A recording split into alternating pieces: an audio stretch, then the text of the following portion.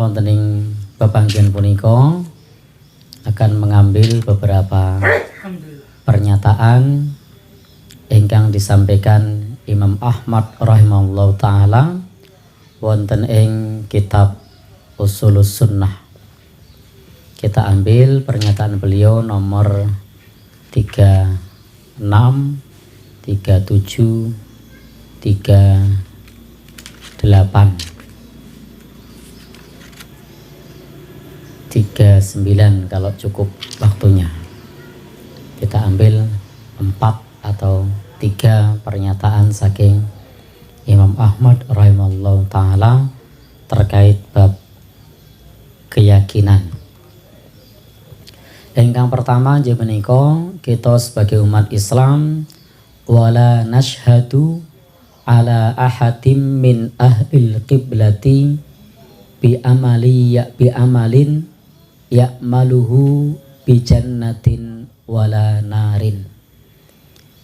Pilih kita tidak bersaksi dengan masuk surga atau neraka bagi siapapun dari kaum muslimin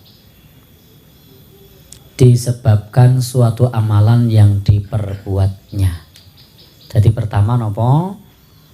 Wala nashhadu, kita tidak bersaksi ala ahadin atas seorang pun min ahlil kiblati dari ahli kiblat menika umat Islam bi amalin krono amale ya'maluhu kang diamalke bi jannatin kelawan neraka wala bi jannatin kelawan swarga wala narin lan neraka. Dados kita mboten pikantuk memastikan orang masuk surga atau orang masuk neraka. Kejaba nasnya sudah jelas, teks Al-Quran atau hadisnya sudah jelas. Contoh ingkang sudah jelas, kita mengatakan Abu Lahab masuk neraka. Boleh enggak? Boleh. Sebab Al-Quran pun ngendika sayasla naron dzata lahab, kelak akan masuk neraka yang menyala-nyala. Mengatakan Fir'aun masuk neraka, boleh enggak? Boleh, karena ayatnya sudah jelas. Bahkan di kuburnya pun nanti dia disiksa, an-naru yu'raduna 'alaiha ghuduwan wa 'ashiyya, ditampakkan padanya siksa neraka pagi dan sore. Boleh tidak kita bersaksi Rasul masuk surga?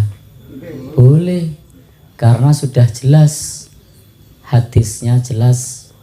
Beliau adalah orang yang maksum, sudah diampuni ma taqaddama wa ma yata'akhkhar, apa yang lalu dan apa yang akan datang. Boleh tidak menyatakan sahabat Abu Bakar masuk surga? Boleh. Sahabat Umar masuk surga? Boleh. Karena termasuk sahabat 10 yang dijamin masuk surga. Asyrum mubasyirum bil jannah. Jadi 10 orang yang dijamin masuk surga. Sehingga tidak masalah bagi kita mengatakan mereka semua masuk surga berdasarkan kepada dalil. Demikian pula tadi kita menyebutkan misalnya tadi Abu Lahab masuk neraka karena memang Qur'annya bilang seperti itu. Tetapi kita tidak boleh bersaksi untuk orang lain yang tidak disebutkan teks dalilnya dalam Quran atau hadis Nabi dengan mengatakan fulan masuk neraka atau fulan masuk surga. Kalau lantas orang kafir tidak boleh tidak menyebutkan di Quran orang kafir masuk neraka. Baik, dalam Quran sudah disebutkan innalladzina kafaru min ahlil kitabi wal musyrikin fi nari jahannama. Kalau lafadznya lafadz umum itu boleh. orang kafir masuk neraka. Karena ayatnya ini umum. Sesungguhnya orang-orang kafir dari ahli kitab, dari orang-orang musyrik, finari jahannama, masuk ke dalam api neraka jahannam. Kemudian juga disebutkan khalidina fiha. Bahkan Al-Quran mensifati syarrul bariyah, seburuk-buruk makhluk. Ini umum, orang kafir masuk neraka. Tetapi kemudian tunjuk hidung, fulan masuk neraka. Anak fulan tetangganya kafir. Boleh enggak? Tidak, karena kita tidak tahu kesudahan akhir hayatnya. Siapa tahu besok bertaubat. Sopo ngerti mendapat hidayah. Tetapi kalau umum orang kafir masuk neraka, ya tidak masalah. Justru kalau kita mengatakan masuk surga malah trouble. Karena ayat-ayat Al-Quran, hadis-hadis Nabi menyebutkan orang-orang kafir itu masuk neraka. Boleh tidak mengatakan orang iman, orang Islam masuk surga? Ya boleh. Umum itu. Al-Quran sudah menyebutkan innalladzina amanu wa amilus solihat, orang-orang yang beriman dan beramal soleh. Kemudian juga disebutkan jazauhum inda rabbihim jannatu adnin tajri min tahtihal anhar. Balasannya adalah surga Aden yang mengalir sungai-sungai di bawahnya.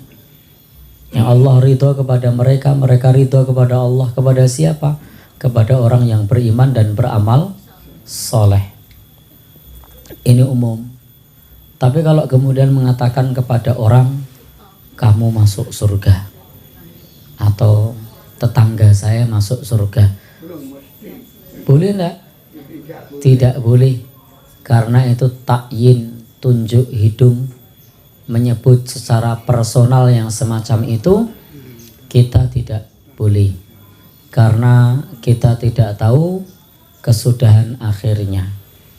Dan Al-Quran juga menjelaskan kepada kita bahwa ajal tiba kapan kita tidak tahu. Kematian juga rahasia Allah. Hadis Nabi juga menyebutkan innamal a'malu bil khawatim. Amal itu sesuai dengan penutupan akhirnya. Maka kalau akhirnya baik namanya husnul khatimah. Kalau akhirnya buruk namanya su'ul khatimah.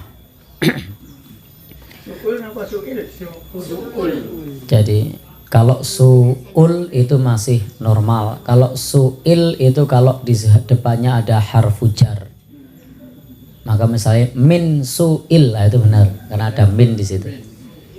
Tapi kalau tidak ada huruf jar di depannya atau tidak mudhof ilaih dengan sebelumnya, maka su'ul. Sama juga husnul. Baik, kita lanjut. Apa yang disampaikan oleh Imam Ahmad ini menunjukkan kita tidak boleh menuduh saudara kita dengan neraka. Tidak boleh pula memastikan masuk surga. Demikian pula di dalam agama kita tidak boleh menuduh orang lain dengan ucapan kafir atau musuh Allah kepada orang yang beriman, atau ucapan munafik. Tidak boleh kita menuduh ya munafik, wahai munafik. Tidak boleh pula kita menuduh ya aduwallah, wahai musuh Allah. Tidak boleh pula kita memanggil kepada saudara sama muslim ya kafir, wahai kafir.